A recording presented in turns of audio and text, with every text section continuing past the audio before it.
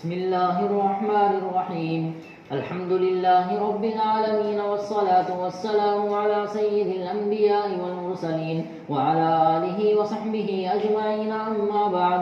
وفي السند المتصل منا إلى الشيخ الإمام الهمام الحافظ الحجة أمير المؤمنين في الحديث أبي عبد الله محمد بن إسماعيل بن إبراهيم بن المغيرة بن بردزبة الجعفي اليماني البخاري رحمه الله تعالى أنه قال: باب سؤال جبريل النبي صلى الله عليه وسلم عن الإيمان والإسلام والإحسان وعلم الساعة وبيان النبي صلى الله عليه وسلم له. ثم قال: جاء جبريل عليه السلام يعلمكم دينكم، فجعل ذلك كله دينا.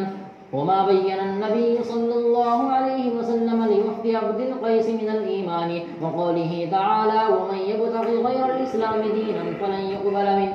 وبه قال: حدثنا مسدد قال حدثنا إسماعيل بن إبراهيم قال أخبرنا أبو حيان التيمي عن أبي زرعة عن أبي هريرة رضي الله تعالى عنه وعنهم قال: كان النبي صلى الله عليه وسلم بارسا يوما للناس، فأتاه رجل فقال: ما الإيمان؟ قال: الإيمان أن تؤمن بالله وملائكته وبلقائه ورسله وتؤمن بالبعث.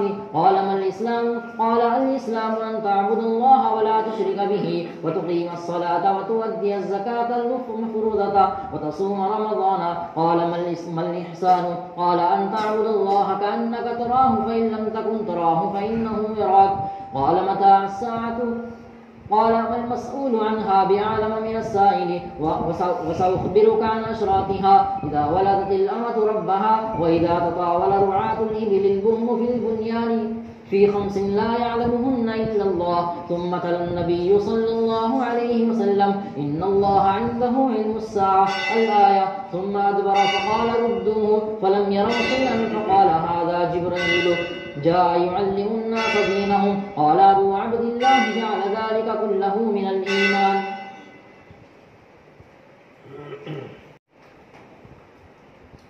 بسم اللہ الرحمن الرحیم. الحمد للہ رب العالمین، والصلاة والسلام علی اشرف الانبیاء وسید المرسلین وعلی آلہ وصحبہ اجمعین ومن تبعہم بإحسان فی کل زمان ومکان الی یوم الدین. اما بعد. باب سؤال جبریل النبی صلی اللہ علیہ وسلم عن الایمان والاسلام والاحسان وعلم الساعة وبیان النبی صلی اللہ علیہ وسلم له. ثم قال: جاء جبريل عليه الصلاة والسلام يعلمكم دينكم، فجعل ذلك كله دينا. وما بين النبي صلى الله عليه وسلم لوفد عبد القيس من الإيمان، وقوله تعالى: ومن يبتغي غير الإسلام دينا فلن يقبل منه. یہ لمبا سا باب ہے. یہ باب ہے جبریل علیہ السلام کا نبی اکرم صلی اللہ علیہ وسلم سے ایمان، اسلام، احسان اور قیامت کے بارے میں سوال کرنے کا، اور اللہ کے نبی کے ان کو جواب دینے کا، اور پھر یہ کہنے کا کہ جبریل آئے تھے تمہارا دین تم کو سکھانے کے لیے. بس اللہ کے نبی نے اس پوری بات کو دین قرار دیا. فجعل ذلك كله دینا. اور یہ باب ہے اس کا جو بیان کیا نبی اکرم صلی اللہ علیہ وسلم نے وفد عبد القیس سے ایمان کے بارے میں، اور اللہ کے اس قول کا بیان: وَمَن يَبْتَغِي غَيْرَ الْإِسْلَامِ دِينًا فَلَن يُقْبَلَ مِنْهُ. جو آدمی اسلام کے علاوہ کسی اور دین کو تلاشتا ہے پس وہ اس سے قبول نہ کیا جائے گا. اس باب کا مقصد یہ ہے کہ اسلام اور ایمان اور دین یہ سب کی سب چیزیں مترادف ہیں.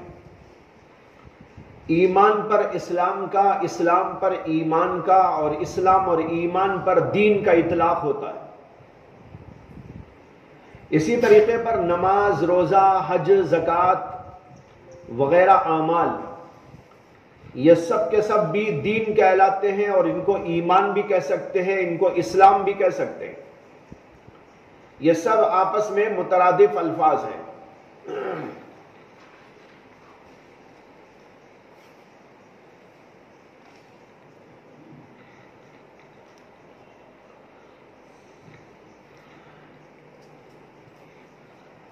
امام بخاری چونکہ اوپر سے مختلف اعمال کو ایمان قرار دیتے آئے، نماز ایمان ہے، زکوٰۃ ایمان ہے، فلاں عمل ایمان ہے، یہ بھی ایمان ہے، یہ بھی ایمان ہے۔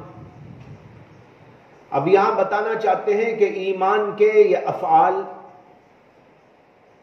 ایمان کہلاتے ہیں اور ان کو اسلام بھی کہا جا سکتا ہے، اور پھر ان سب کے اوپر دین کا اطلاق بھی ہوتا ہے۔ اس لیے امام بخاری کے نزدیک یہ سارے الفاظ دراصل مترادف الفاظ ہیں۔ اسی طرح امام بخاری اس بات کو ثابت کرنے کے لیے حضرت جبریل امین علیہ السلام کے حضور کے دربار میں آنے اور آپ سے ایمان، اسلام اور احسان اور اسی طرح قیامت کے بارے میں پوچھنے پر جو اللہ کے نبی نے جواب دیا اور آخر میں کہا کہ جبریل تمہارا دین سکھانے تم کو آئے، تو معلوم ہوا یہ سب دین ہے، ایمان بھی دین ہے، اسلام بھی دین ہے، احسان بھی دین ہے، قیامت کی جانکاری بھی دین ہے۔ ان سب کے اوپر دین کا اطلاق ہو سکتا ہے۔ اور پھر امام بخاری نے ایک اور دلیل لی۔ وفد عبد القیس حضور کی خدمت میں آیا تھا، اور اس کا ذکر آگے چل کے آنے والا ہے، مستقل ایک باب آئے گا، وہاں پر یہ حدیث مکمل آئے گی۔ اس میں ہے کہ وفد عبد القیس رسول اللہ صلی اللہ علیہ وسلم کی خدمت میں آیا اور اس نے حضور اقدس صلی اللہ علیہ وسلم سے کچھ باتیں پوچھی۔ اللہ کے نبی علیہ السلام نے ان کو ایمان کے بارے میں بتایا، اور پھر اس کے بعد میں کہا اتدرون ما الایمان باللہ وحدہ، کیا تمہیں خبر ہے کہ اللہ وحدہ لا شریک پر ایمان لانا کیا ہوتا ہے؟ انہوں نے کہا اللہ ورسولہ عالم۔ تو حضور اقدس صلی اللہ علیہ وسلم نے ان کو بتایا ایمان یہ ہے کہ اللہ کو ماننا، محمد صلی اللہ علیہ وسلم کو ماننا، نماز پڑھنا، روزہ رکھنا اور یہ کرنا اور یہ کرنا، خمس کا ادا کرنا، ان سب چیزوں کو رسول اکرم صلی اللہ علیہ وسلم نے ایمان قرار دیا۔ اب دیکھو اس کے اندر شہادتین کا ذکر بھی ہے، نماز کا ذکر بھی ہے، زکوٰۃ کا ذکر بھی ہے، خمس کی ادائیگی کا حکم بھی ہے، اور ان سب کو اللہ کے نبی نے ایمان قرار دیا۔ پہلے تو کہا اتدرون ما الایمان باللہ وحدہ، تمہیں خبر ہے کہ ایمان باللہ کس کو کہتے ہیں؟ پھر آپ نے کہا ایمان باللہ یہ ہے اللہ کی گواہی دینا، محمد صلی اللہ علیہ وسلم کی گواہی دینا، نماز پڑھنا، روزہ رکھنا، حج کرنا، خمس ادا کرنا، یہ سب کا سب ایمان ہے۔ اس سے امام بخاری بتا رہے یہ سارے اعمال ایمان ہیں، اور ایمان پر دین کا اطلاق ہوتا ہے، اسلام پر بھی دین کا اطلاق ہوتا ہے، احسان پر بھی دین کا اطلاق ہوتا ہے۔ اور پھر ایک اور دلیل دی قرآن کریم سے، وَمَن يَبْتَغِي غَيْرَ الْإِسْلَامِ دِينًا، جو آدمی اسلام کے علاوہ کسی اور دین کو دین بنائے گا فَلَن يُقْبَلَ مِنْهُ، اس سے وہ دین قبول نہ کیا جائے گا۔ اس کے اندر جس کے اندر اسلام کو دین کہا، اس کے اندر اسلام کو دین قرار دیا، تو معلوم ہوا کہ اسلام دین ہے، دین اسلام ہے۔ ایمان اسلام ایک دوسرے پر اطلاق ہوتے ہیں، اور ان دونوں پر دین کا اطلاق ہوتا ہے۔ یہ اعمال بھی دین ہے، یہ اعمال بھی ایمان ہے۔ اس طریقے پر یہ ساری دلیلیں مل ملا کر خلاصہ نکلتا ہے کہ سارے الفاظ ایک دوسرے کے لیے استعمال کیے جا سکتے ہیں۔ یہ ہے امام بخاری رحمت اللہ علیہ کا مقصد، جو اوپر کے تمام ابواب کا گویا خلاصہ سمجھ لیجئے۔ یہ ایمان ہے، یہ ایمان ہے، یہ ایمان ہے، یہ ایمان ہے کہا تھا، اب یہاں بتا رہے یہ سب ایمان ہی ایمان ہے۔ نماز بھی ایمان ہے، روزہ بھی ایمان ہے، زکوٰۃ بھی ایمان ہے، احسان بھی ایمان ہے، قیامت کا علم بھی ایمان ہے۔ اسی طریقے پر جتنے یہ افعال اور جتنے اعمال ہیں وہ سب ایمان کہلاتے ہیں، اور ان کے اوپر دین کا اطلاق بھی ہوتا ہے، ان کے اوپر ایمان کا اطلاق بھی ہوتا ہے، ان کے اوپر اسلام کا اطلاق بھی ہوتا ہے۔ یہ ہے امام بخاری رحمت اللہ علیہ کا مقصد۔ اب اس کے لیے امام بخاری رحمت اللہ علیہ نے حدیث جبریل کو پیش کیا ہے۔ یہاں باب میں یوں آیا، بابو سوالی جبریل النبی، جبریل یہاں سوال کے ماتحت ہونے کی وجہ سے مضاف الیہ ہے، سوال مضاف جبریل مضاف الیہ مجرور ہوتا ہے، یہ مجرور ہے، لیکن اس کا جر زبر سے آیا ہے. کیوں؟ اس لیے کہ یہ غیر منصرف ہے. جبریل کا لفظ غیر منصرف کی دو علامتیں اس کے اندر پائی جاتی ہیں. ایک تو یہ اجماع ہے، یعنی عربی کا لفظ نہیں ہے، غیر عربی کا لفظ، اور دوسرے اس کے اندر علمیت ہے. تو علمیت اور اجماع دو چیزیں اس کے اندر موجود ہیں اسباب منع صرف میں سے، اس لیے یہ ہو گیا غیر منصرف. اور غیر منصرف کا اعراب آپ کو معلوم ہے کہ جر کی جگہ پر زبر آتا ہے، تو یہ مجرور ہے. بابو سوالی جبریلا، جبریل کا سوال کرنا. النبیہ، یہ نبی کے اوپر زبر نصب ہے. نصب اس لیے ہے کہ یہ سوال کا مفعول بھی ہے. سوال کا مفعول بھی. سوال کیا جبریل نے، کس سے سوال کیا؟ محمد صلی اللہ علیہ وسلم سے سوال کیا، اس لیے اس کے اوپر نصب آیا. میں نے یہ اس لیے عرض کر دیا کہ جبریل النبیہ پڑھتے ہیں اسے، دونوں جگہ زبر زبر بازو بازو. بابو سوالی جبریل النبیہ. تو یہاں جبریلا جو ہے وہ اصل میں جر ہے، لیکن اس کا جر زبر کے ساتھ آیا ہے. بعض لوگ یہ بول دیتے ہیں جر نصب سے آیا ہے. نہیں، جر زبر سے آیا ہے، بولو فتح سے آیا ہے، نصب سے آیا نہیں بولنا چاہیے، غلط ہے وہ. اس کے بعد حدیث جبریل آئی. حضرت ابو ہریرہ رضی اللہ عنہ روایت کرتے ہیں، کہتے ہیں کان النبی صلی اللہ علیہ وسلم بارزا یوما للناس. اللہ کے نبی علیہ السلام ایک دن لوگوں کے لیے باہر آئے ہوئے تھے، بارز تھے. فأتاہ رجل، ایک آدمی آپ کی خدمت میں آیا اور اس نے کہا مل ایمان، ایمان کیا ہے؟ آپ نے کہا الایمان ان تؤمن باللہ وملائکتہ وبلقائہ ورسلہ وتؤمن بالبعث.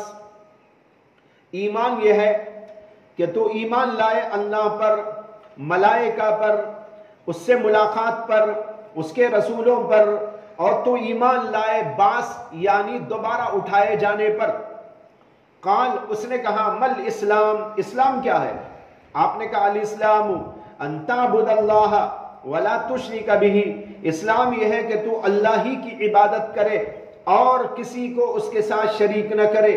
وتقیم الصلاۃ، اور نماز کو قائم کرے. وتؤدی الزکاۃ المفروضہ، اور فرض زکات کو ادا کرے. وتصوم رمضان، اور رمضان کے روزے رکھے. یہ اسلام ہے. قال، اس نے کہا مل احسان، احسان کیا ہے؟ آپ نے کہا ان تعبد اللہ کأنک تراہ فإن لم تکن تراہ فإنہ یراک. احسان یہ ہے کہ تو اللہ کی عبادت اس طرح کرے گویا کہ تو اللہ کو دیکھ رہا ہو. اگر تو اللہ کو نہ دیکھ سکتا ہو، وہ تو تجھ کو دیکھتا ہے. قال، اس نے کہا متی الساعہ، قیامت کب آئے گی؟ آپ نے کہا مل مسئول بعالم من السائل، جس سے سوال کیا گیا ہے وہ سائل سے زیادہ نہیں علم رکھتا. مل مسئول، ما نافیہ ہے، نہیں ہے مسئول. مسئول کہتے ہیں وہ جس سے سوال کیا گیا. یہاں سوال کس سے کیا گیا؟ حضور سے کیا گیا، تو حضور مسئول ہوئے، سائل جبریل ہوئے یا وہ آدمی ہوا. مل مسئول، جس سے سوال کیا گیا ہے وہ نہیں ہے بعالم من السائل، سائل سے زیادہ جاننے والا. جتنا تم کو معلوم ہے اتنا ہی مجھے معلوم ہے. پوچھنے والا جتنا جانتا ہے، پوچھا جانے والا اس سے زیادہ نہیں جانتا. وَسَأُخْبِرُكَ عَنْ أَشْرَاطِهَا، ہاں میں تم کو اس کی علامتیں بتاتا ہوں. اِذَا وَلَدَتِ الْأَمَةُ رَبَّهَا، جب باندی اپنے آقا کو جنے. وَإِذَا تَطَاوَلَ رُعَاةُ الْإِبِلِ الْبُهْمِ فِي الْبُنْيَانِ، اور جب رعات بکری چرانے والے، ابل چلانے والے، اونٹ چرانے والے، رعات الابل، البہم، بہم کے معنی کالے، کالے اونٹوں کو چرانے والے. بہم صفت اگر ابل کی بنتی ہے تو اس کا ترجمہ کریں گے کالے اونٹوں کو چرانے والے، اور اگر بہم کو صفت بناتے ہیں رعات کی تو تب ترجمہ کریں گے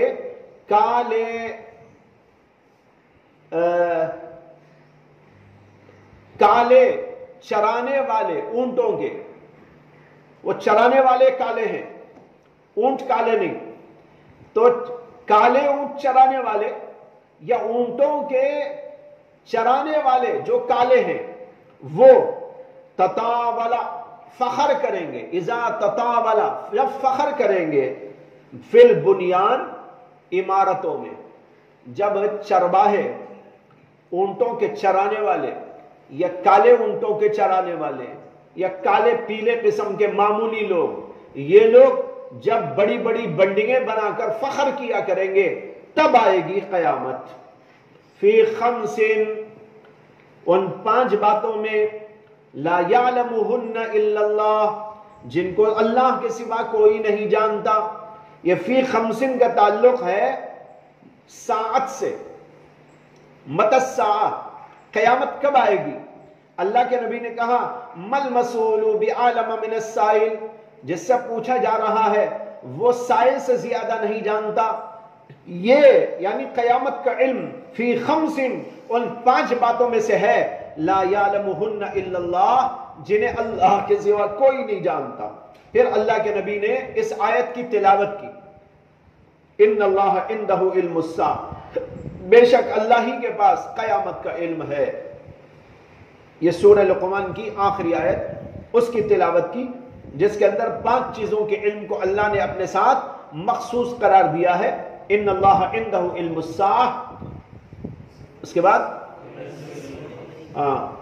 بارش کب آئے گی، اور یہ کہ ماں کے رحم میں کیا ہے، اور انسان کل کیا کرے گا، اور یہ کہ وہ کہاں مرے گا، بِأَيِّ أَرْضٍ تَمُوتُ. یہ سارا علم صرف اللہ کے پاس میں ہے، اللہ کے سوا کوئی اس کو نہیں جانتا.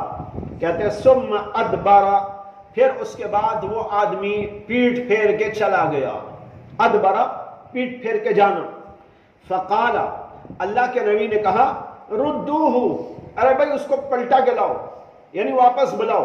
ردوہ فلم یروا شیئا، جا کے صحابہ نے دیکھا تو کچھ نہیں تھا، یعنی کوئی آدمی وہاں نظر ہی نہیں آیا. فقال، اللہ کے نبی نے کہا ھذا جبرائیل، یہ اصل میں جبریل تھے. جاء یعلم الناس دینہم، جو لوگوں کو ان کا دین سکھانے کے لیے آئے تھے.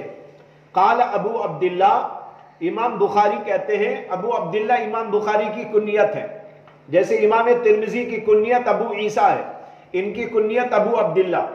امام بخاری کہتے ہیں جعل ذالک کلہ من الایمان، اللہ کے نبی نے اس پوری کے پوری بات کو ایمان قرار دیا، اور اوپر انہوں نے کہا تھا دین قرار دیا. دیکھو جہاں باب شروع ہو رہا وہاں ہے فجعل ذالک کلہ دینا، اس پوری بات کو اللہ کے نبی نے دین قرار دیا. یہاں کہتے ہیں جعل ذالک کلہ من الایمان، اللہ کے نبی نے اس پوری بات کو ایمان قرار دیا. تو معلوم ہوا دین، ایمان، اسلام یہ سب ایک ہی ہے. یہ ثابت کرنا ہے امام بخاری رحمت اللہ علیہ کو. یہ حدیث پاک کا ترجمہ ہے جو آپ کے پاس، آپ کے سامنے پیش کر دیا گیا. اب اس کے مندرجات پر ذرا غور کر لیجئے. ابو ہریرہ کہتے ہیں کان النبی صلی اللہ علیہ وسلم بارزا یوما للناس، ایک دن اللہ کے نبی علیہ السلام لوگوں کے لیے باہر آئے ہوئے تھے. بارز کے اصل معنی ہے ظاہر. ضمیر بارز پڑھی ہوگی نا آپ نے، ایک ضمیر مستتر ہوتی ہے، ایک ضمیر بارز ہوتی ہے جو نظر آتی ہے. نظر آنے والی ضمیر کا نام ضمیر بارز، جو بالکل اندر پوشیدہ ہوتی ہے اس کو کہتے ہیں ضمیر مستتر. جیسے ضربہ میں ہوا مستتر ہے، پوشیدہ ہے. ضربت کے اندر تا جو نظر آ رہی ہے، ضرب تو میں جو تو نظر آ رہا ہے، یہ ہے ضمیر بارز جو نظر آتی ہے. تو بارز کے اصل معنی ہے ظاہر. ایک دن اللہ کے نبی علیہ السلام لوگوں کے درمیان ظاہر تھے، یعنی تشریف لا کر لوگوں میں بیٹھے ہوئے تھے۔ بعض علماء کہتے ہیں کہ اللہ کے نبی علیہ السلام پہلے جب بیٹھا کرتے تھے تو کوئی خاص بیٹھک آپ کی نہیں تھی، سب میں گھل مل کر بیٹھتے تھے، اور لوگوں کو پتہ نہ چلتا تھا باہر سے آنے والوں کو کہ اس میں نبی اکرم صلی اللہ علیہ وسلم کون ہے۔ ابو بکر بھی بیٹھے ہیں، عمر بھی بیٹھے ہیں، عثمان بھی بیٹھے ہیں، اور صحابہ بھی بیٹھے ہیں، اللہ کے نبی بھی درمیان میں بیٹھے ہیں، کوئی خاص امتیاز نہیں، کوئی آپ کی الگ سے سیٹ نہیں۔ آنے والے کو بڑی پریشانی ہوتی۔ اس پر بعض صحابہ کرام نے عرض کیا کہ یا رسول اللہ، آپ کی خاص بیٹھک نہ ہونے کی وجہ سے آنے والوں کو دقت ہوتی ہے۔ بلکہ بعض اوقات تو ایسا بھی ہوتا تھا کہ لوگ اللہ کے نبی کون ہیں نہ سمجھ کر ابو بکر سے مصافحہ شروع کر دیتے تھے۔ یہ سمجھتے تھے یہ ہیں حضور۔ کیوں سمجھتے تھے؟ اس لیے سمجھتے تھے کہ حضور جو ہے الگ سے وہ بیٹھے ہیں، سامنے یہ ہیں، خدمت گزار کے طور پر سامنے رہتے تھے، تو اس کی وجہ سے لوگ سمجھتے تھے یہی ہے، اس سے ان سے مصافحہ شروع کر دیتے تھے۔ ایک دفعہ ایسا بھی ہوا کہ اللہ کے نبی علیہ السلام تشریف فرما ہیں اور ابو بکر صدیق بھی بیٹھے ہوئے ہیں۔ کچھ لوگ آئے اور ابو بکر صدیق کو حضور سمجھ کر مصافحہ شروع کر دیا، اور ابو بکر صدیق بھی انہی سے مصافحے میں مشغول رہے۔ انہوں نے کہا بھی نہیں کہ حضور کو یہ ہے ان سے مصافحہ کرو۔ یہاں تک کہ جب جو ہے شعائیں حضور اقدس صلی اللہ علیہ وسلم کے اوپر پڑنے لگی، کہیں ایسا بیٹھے ہوئے تھے تو باہر سے شعائیں حضور کے چہرے پر پڑنے لگی، تو اتنے میں ابو بکر صدیق اٹھ کر کھڑے ہو گئے اور اپنی چادر حضور پر ایسا تان لی تاکہ شعائیں آپ پر نہ پڑے۔ تب لوگوں کو معلوم ہوا کہ بھائی حضور تو یہ ہے، یہ خادم ہے، اصل تو نبی علیہ السلام ہی ہے۔ تو ایسے واقعات ہوتے تھے۔ اس کو دیکھ کر بعض صحابہ کرام نے عرض کیا کہ یا رسول اللہ، ایسا بنا لیا جائے تو کتنا اچھا ہوگا کہ آپ کی ایک بیٹھک ہو، آپ اس کے اوپر تشریف فرما ہو، آنے جانے والوں کو پریشانی نہ ہو۔ تو اللہ کے نبی نے اس کی اجازت دی۔ چنانچہ حضرات صحابہ نے مٹی کا ایک چبوترا بنا دیا، اور اس چبوترے پر اللہ کے نبی علیہ السلام بیٹھتے تھے، اور اطراف و جوانب میں حضرات صحابہ کرام تشریف فرما ہوتے تھے۔ یہاں پر بارش کا ایک مطلب علماء نے یہ بیان کیا ہے کہ آپ بارش تھے، یعنی ظاہر تھے، یعنی اپنے چبوترے کے اوپر ایسا بیٹھے تھے کہ لوگوں کو نظر آ رہے تھے، یہ اس کا مطلب ہوا۔ تو بہرحال جب مجلس ہوتی تھی تو لوگوں کی خاطر اللہ کے نبی وہاں تشریف فرما ہوتے تھے۔ تو ایک دفعہ ایسی ہی مجلس تھی، فَأَتَاهُ رَجُلٌ، آپ کے پاس ایک آدمی آیا۔ اس روایت میں تو اتنا ہی ہے کہ ایک آدمی آیا، بعض روایتوں میں آیا ہے کہ ایک آدمی آیا۔ حضرت عمر کی روایت میں آتا ہے کہ انہوں نے کہا لا يعرفه منا احد، ایسا آدمی تھا جس کو ہم میں سے کوئی بھی نہیں پہچانتا تھا، یعنی بالکل اجنبی آدمی آیا۔ اور ایک روایت میں یہ آتا ہے کہ وہ آدمی جو آیا تھا وہ بالکل کالی داڑھی والا اور بالکل سفید کپڑے، داڑھی اور بال کالے اور کپڑے بالکل سفید، شدید بیاض الثیاب و شدید سواد الشعر، یوں آیا ہے حدیث کے الفاظ میں۔ بال کے اعتبار سے بالکل کالے بال اور کپڑے بالکل سفید اور اجلے، جیسے کہ ابھی نہا دھو کر حاضر ہوا ہو۔ حضرات صحابہ تعجب کرنے لگے کہ یہ کون آدمی ہے جس کو ہم پہچانتے ہی نہیں۔ حضرت عمر کہتے ہیں لا یعرفہ منا احد، ہم میں سے کوئی اس کو نہیں پہچانتا تھا، اور تعجب اس لیے ہو رہا تھا کہ یہ آدمی اگر مدینے کا ہے، جیسے کہ کپڑے وپڑے دیکھنے سے اندازہ ہو رہا ہے، اس لیے کہ بالکل سفید کپڑے پہن کے آنے والا تو اپنے گھر سے نہا دھو کے آتا ہے، اپنے گھر سے نہا دھو کے آنے والا تو مدینے کا رہنے والا ہوگا، اور مدینے کے رہنے والے کو تو ہم پہچان سکتے، لیکن یہ آدمی مدینے کا تو نہیں لگتا، اور باہر سے آنے والا بھی اس لیے نہیں لگتا کہ کپڑے تو بالکل اجلے، دھول وول کچھ نہیں ہے۔ باہر سے آنے والے کے کپڑوں میں دھول ہوتی ہے۔ وہ زمانہ ایسا تھوڑا ہی تھا کہ پلین سے اترے، ٹیکسی لے لی یا اپنی کار میں بیٹھے اور VIP صاحب اپنا سوٹ کیس پکڑ کے کہیں داخل ہو گئے. وہ زمانہ تو نہیں تھا, چل کے آتے تھے یا سواریوں پہ آتے تھے, دھول اڑتی رہتی تھی, راستے بنے ہوئے نہیں تھے. تو صحابہ کو بڑا تعجب ہو رہا تھا کہ یہ آدمی بالکل سفید کپڑے نہا دھو کے آیا ہے, ایسا لگ رہا ہے کہ مدینے کے رہنے والا, لیکن مدینے کا ہوتا تو ہم پہچانتے, باہر کا بھی نہیں لگتا اس لیے کہ کپڑے ایسے. تو اسے بڑا تعجب ہو رہا تھا. کہتے ہیں بہرحال وہ آیا اور آ کر اللہ کے نبی علیہ السلام کے بالکل قریب پہنچ گیا. بعض روایتوں میں ہے کہ اتنا قریب ہوا کہ اپنے گھٹنے حضور کے گھٹنوں سے لگا دیا. حضور ایسا بیٹھے تھے, یہ آیا اور گھٹنے پہ گھٹنا ایسا لگا کے بیٹھ گیا. اور اسی روایت میں یہ بھی ہے کہ اپنے ہاتھوں کو اس نے حضور کے گھٹنوں پہ رکھ دیا, رانوں پہ رکھ دیا. اب یہ شکل تو بڑی عجیب ہے, آنے والا آئے, حضور یہاں بیٹھے ہو اور گھٹنے سے گھٹنے لگا دے اور حضور کی رانوں پر ہاتھ ایسا رکھ دے, ایسا بیٹھا. بعض علماء کہتے ہیں رکبتیہ کا لفظ آیا ہے, وضع یدیہ علی رکبتیہ, اس نے اپنے ہاتھوں کو آپ کے گھٹنوں پہ رکھا. یہ گھٹنوں سے مراد اپنے ہی گھٹنے ہیں, یعنی جبریل نے اپنے گھٹنوں پہ رکھا, حضور کے گھٹنوں پہ نہیں. دونوں تفسیریں ہیں. بعض علماء کہتے ہیں رکبتیہ کی ضمیر حضور کی طرف ہے, حضور کے گھٹنوں پر. بعض کہتے ہیں کہ اس سے مراد خود جبریل کے گھٹنے. اگر خود جبریل کے گھٹنے ہیں تو یہ بات تو سمجھ میں آتی ہے, اسے کہ بیٹھنے والا تو ایسے ہی بیٹھتا ہے اپنے گھٹنوں پہ ہاتھ رکھ کے ادب کے ساتھ, یہ بات تو سمجھ میں آ گئی. لیکن اگر یہ تفسیر اس کی لیتے ہیں کہ حضور کے گھٹنوں پر اس نے ہاتھ رکھا تو یہ کیفیت تو بے ادبی کی معلوم ہوتی ہے. اب سوال پیدا ہوتا ہے کہ جبریل علیہ السلام جو آئے تھے انہوں نے یہ کیفیت اور یہ انداز کیوں اختیار کیا؟ جواب اس کا بعض علماء نے دیا ہے کہ اصل میں جبریل یہ چاہتے تھے کہ کسی کو پتہ نہ چلے کہ میں کون ہوں. اپنے آپ پر وہ پردہ ڈال کے رکھنا چاہتے تھے, اس لیے کچھ دیہاتی پن اختیار کر لیا انہوں نے, ایسا انداز اختیار کر لیا جیسے کہ عام طور پر دیہاتی لوگ کرتے ہیں, کچھ ادب کا لحاظ نہیں کرتے, کچھ بے ڈھنگی حرکتیں کرتے ہیں. اس طرح کر کر انہوں نے اپنے آپ کے اوپر پردہ ڈالنا چاہا تاکہ کوئی ان کو پہچان نہ سکے.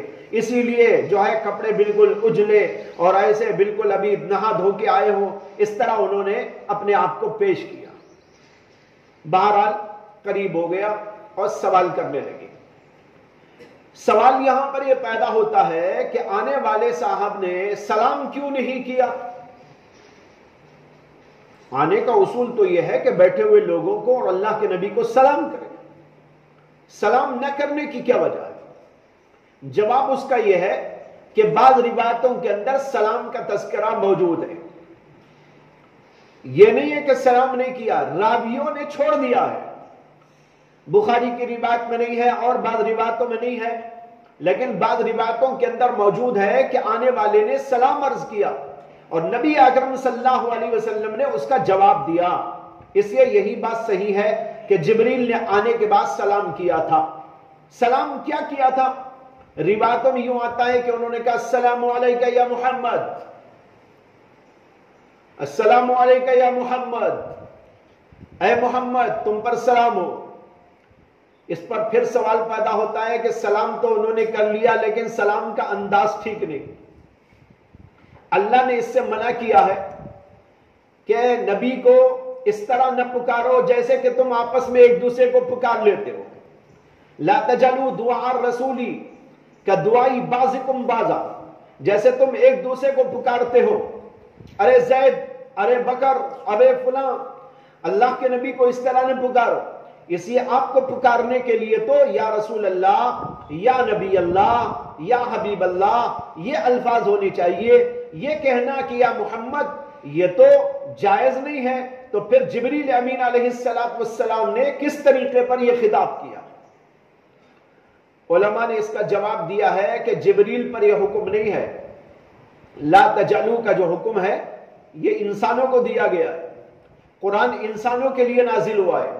جبریل کے لیے نازل نہیں ہوا ہے. لہذا یہ ہمیں اور آپ کو حکم ہے, پوری انسانیت کو اور پورے مسلمانوں کو حکم ہے کہ تم اللہ کے نبی کو اس طرح نہ پکارو, لیکن فرشتوں کے حکم نہیں ہے. اس لیے اگر جبریل نے اس طرح پکارا ہے تو ان کے اوپر کوئی اعتراض کی بات نہیں. بہرحال انہوں نے سلام کیا, اللہ کے نبی علیہ السلام نے جواب دیا. پھر اس کے بعد انہوں نے یہ کہا مل اسلام مل ایمان. اس روایت میں تو یہ ہے کہ مل ایمان پہلے, مل اسلام بعد میں, اور بعض روایتوں کے اندر اس کے خلاف بھی ہے کہ مل اسلام پہلے اور مل ایمان بعد میں. لیکن یہ اصل میں راویوں کا تصرف ہے. راوی لوگ حدیث بیان کر رہے ہیں تو کوئی مل ایمان والی بات کو پہلے ذکر کر رہا ہے, کوئی مل اسلام والی بات کو پہلے ذکر کر رہا ہے. وہاں تو ایک صورت پیش آئی تھی اور اندازہ یہ ہے کہ پہلے انہوں نے ایمان کے بارے میں سوال کیا ہوگا, پھر اس کے بعد اسلام کے بارے میں سوال کیا ہوگا. اس لیے کہ ایمان اصل ہے, اسلام یعنی اعمال وہ بعد کے درجے کی چیزیں ہیں. تو اندازہ یہ ہے کہ جبریل امین نے سوال ایمان کا پہلے کیا تھا, اسلام کا بعد میں کیا تھا. لیکن راویوں نے تصرف کر دیا اور کسی نے اس کے خلاف پہلے الاسلام کو ذکر کیا اور بعد میں ایمان کو ذکر کیا ہے. تو سوال کیا مل ایمان, ایمان کیا ہے؟ اللہ کے نبی علیہ السلام نے اس کے جواب میں کہا الایمان ان تؤمن باللہ وملائکتہ وبلقائہ ورسلہ وتؤمن بالبعث. ایمان یہ ہے کہ تو ایمان لائے اللہ پر, ملائکہ پر, اللہ سے ملاقات پر اور اس کے رسولوں پر, اور تو ایمان لائے بعث یعنی دوبارہ اٹھائے جانے پر. یہ ہے ایمان. لیکن یہاں بڑا سخت اشکال ہے. جب سوال کیا جبریل نے مل ایمان, اور آپ نے پڑھا ہوگا منطق کے اندر کہ ماں جو آتا ہے وہ کسی چیز کی حقیقت کو جاننے کے لیے آتا ہے. منطق کی کتابوں میں یہ بحث آپ نے پڑھی ہوگی کہ ماں کا لفظ کسی چیز کی حقیقت دریافت کرنے کے لیے استعمال ہوتا ہے. مل ایمان کے معنی ہوئے ایمان کی حقیقت کیا ہے, ایمان کسے بولتے ہیں. لیکن اللہ کے نبی اس کا جو جواب دے رہے ہیں اس سے ایمان کی حقیقت سامنے نہیں آ رہی ہے. اس سے تو یہ معلوم ہو رہا ہے کہ کچھ چیزوں پر ایمان لایا جاتا ہے, وہ ایمان کے امور کیا ہے یہ سمجھ میں آ رہا ہے, حقیقت ایمان نہیں سمجھ میں آ رہی. ایک اشکال تو یہاں یہ ہے. دوسرا اشکال اس پر یہ ہے کہ جب سوال کرنے والے نے سوال کیا مل ایمان, جواب میں کہا جا رہا ہے الایمان ان تؤمن, ایمان یہ ہے کہ تم ایمان لاؤ. جب اسے معلوم ہی نہیں ایمان کیا ہے تو ایمان کیسے لائے گا؟ یہ تو ایسا ہے جیسے آپ سے کوئی پوچھے انسان کیا ہے, آپ کہیں انسان یہ ہے وہ جس کو انسان کہتے ہیں, تو پھر کوئی جواب تو نہیں ہوا ہے. انسان وہ ہے جو انسان ہے. یہاں بھی ایسے الایمان ان تؤمن, ایمان یہ ہے کہ تم ایمان لاؤ. تو کسی چیز کی تفسیر اور تعریف کرنا اسی کے ساتھ, اس کو کہتے ہیں تعریف الشیء بنفسہ, تعریف الشیء بنفسہ, کہ اسی چیز سے اس کی تعریف کرنا. وہو لا یجوز, اور یہ بات جائز نہیں ہے. تمام فقہا تمام عقلاء کا اتفاق ہے کہ کسی چیز کا سوال کرے تو اس کے جواب کے اندر وہی بات بتا دینا جائز نہیں. انسان کیا ہے؟ آپ نے کہا انسان انسان ہے.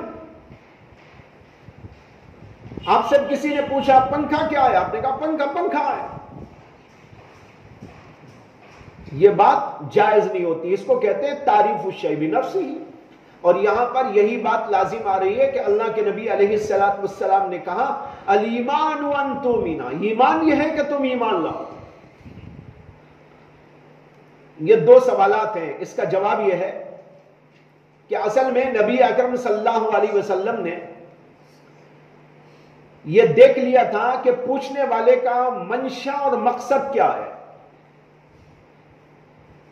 آپ نے یہ اندازہ لگا لیا تھا کہ اس آدمی کا مقصد حقیقت ایمان کا سوال نہیں ہے بلکہ امور ایمان کا سوال ہے. اس لیے کہ بسا اوقات سوال کرنے والا جب سوال کرتا ہے تو اس کے انداز تکلم سے اس کی منشا پر دلالت ہو جاتی. لہذا اللہ کے نبی نے سمجھا کہ ان کو ایمان کی حقیقت نہیں پوچھنا ہے بلکہ ایمان کے امور پوچھنا ہے. اس لیے جب انہوں نے سوال کیا مل ایمان تو آپ نے حقیقت ایمان بتانے کے بجائے امور ایمان کا تذکرہ کیا اور کہا ان باتوں کو ماننا ہے. اللہ کو ماننا، رسولوں کو ماننا، ملائکہ کو ماننا، لقاء کو ماننا، بعث کو ماننا، ان چیزوں کے ماننے کا نام ایمان ہے. امور ایمان کا تذکرہ فرمایا.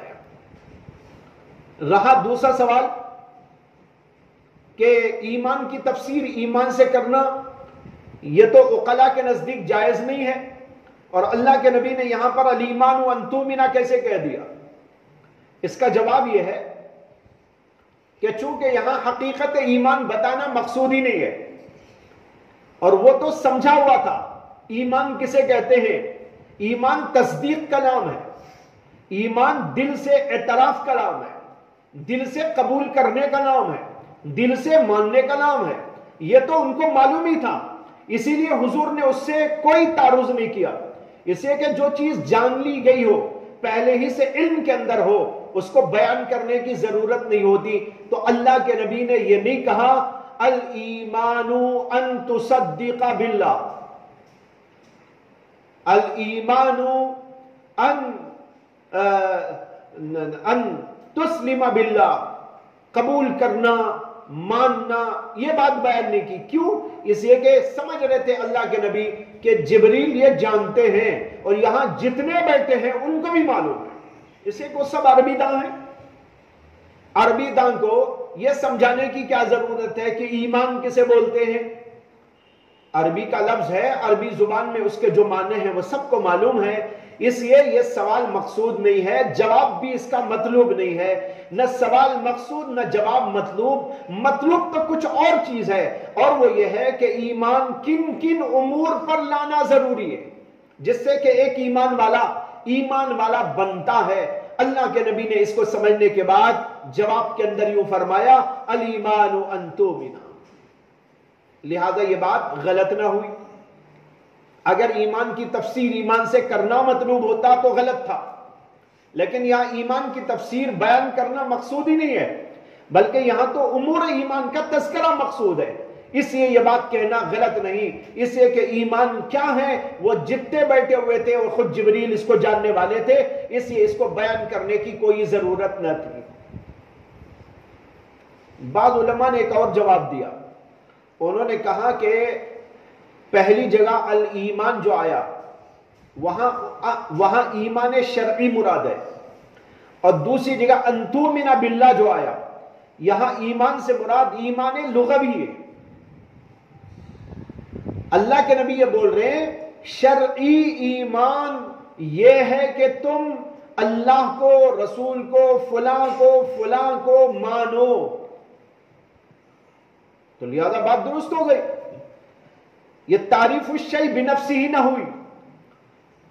یہاں تعریف جس کی کرنی ہے وہ ایمان شرعی ہے، اور جس چیز سے تعریف کی جا رہی ہے وہ ایمان لغوی ہے. تو لہذا دونوں میں فرق ہو گیا. اس لیے جب فرق ہو گیا تو یہ تعریف الشیء بنفسہ ہی نہ ہوئی. یہ بھی جواب اس کا دیا گیا ہے.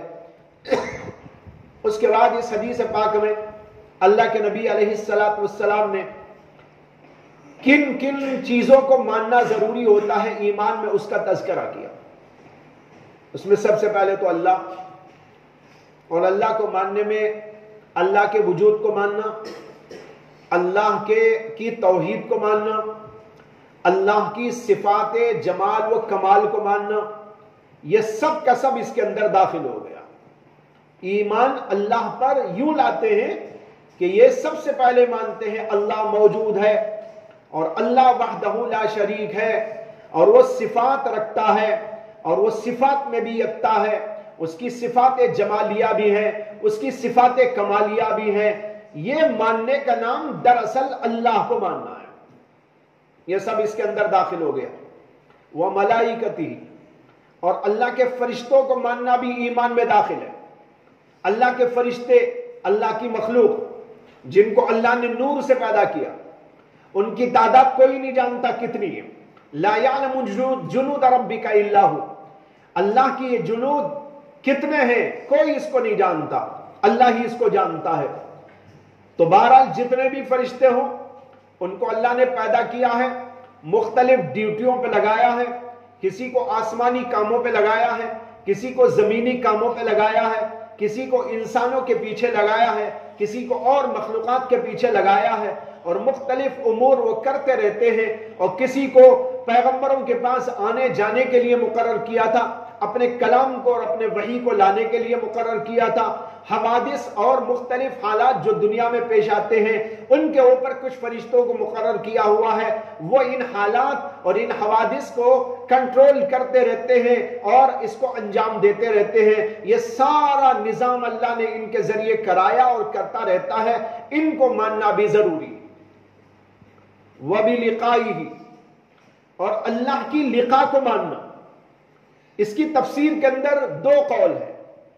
بعض علماء کہتے ہیں کہ لقاء سے مراد یہ ماننا ہے کہ قیامت آئے گی اور اللہ سے قیامت میں ملاقات ہوگی، تو گویا لقاء کا مطلب ہے قیامت کو ماننا۔ جیسے کہ بعض اور روایات کے اندر وَبِالْيَوْمِ الْآخِرِ آیا ہے، یوم آخرت کو ماننا۔ یوم آخرت میں اللہ سے ملاقات، اس کے سامنے حساب اور کتاب و سوال و جواب، اس کو ماننا۔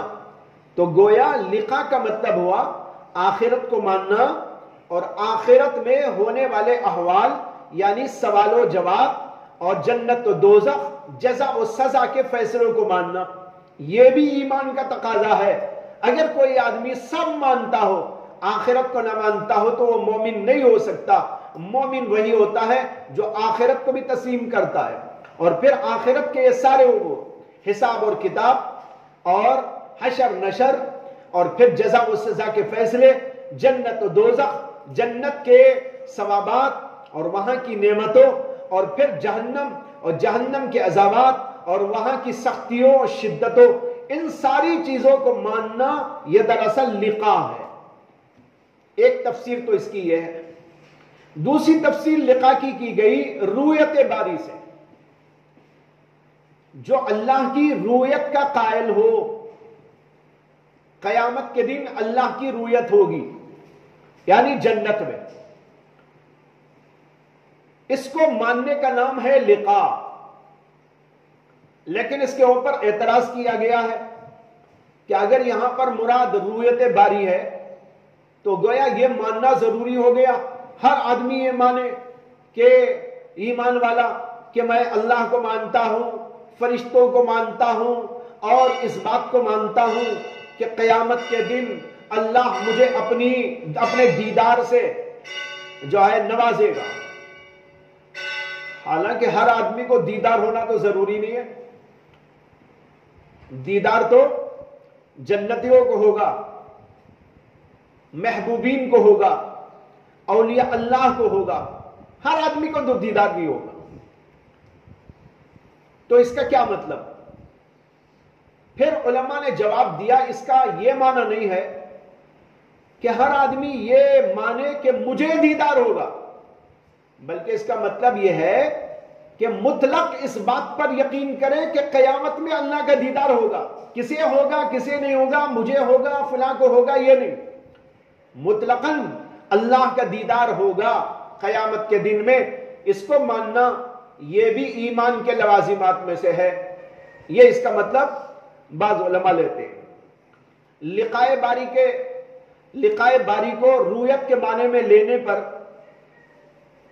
سوال پیدا ہوتا ہے کہ قیامت کے دن کیا اللہ کا دیدار ہوگا؟ اہل سنت کا جواب یہ ہے کہ ہاں، جو لوگ جنت میں جائیں گے، جنتی ہوں گے، اللہ کا دیدار ان کو نصیب ہوگا۔ احادیث کثرت کے ساتھ اس کے اوپر دلالت کرتی ہے۔ اور بعض بدعتی فرقے جیسے خوارج اور اسی طرح معتزلہ، ان کا خیال یہ ہے کہ اللہ کا دیدار نہ دنیا میں ممکن ہے نہ آخرت میں۔ اللہ کا دیدار نہ دنیا میں ہو سکتا ہے نہ آخرت میں ہو سکتا ہے، اور وہ دلیل میں حضرت موسیٰ علیہ السلام کے واقعے کو ذکر کرتے ہیں اور قرآن کریم کے ایک آیت سے استدلال کرتے ہیں۔ اللہ نے موسیٰ علیہ السلام کا واقعہ بیان کیا کہ جب وہ کوہ طور پہ تشریف لے گئے تو انہوں نے اللہ تبارک و تعالیٰ سے عرض کیا کہ اللہ میں آپ کو دیکھنا چاہتا ہوں، ربی ارینی انظر الیک۔ اللہ نے کہا لن ترانی، تم ہرگز مجھے دیکھ نہیں سکتے۔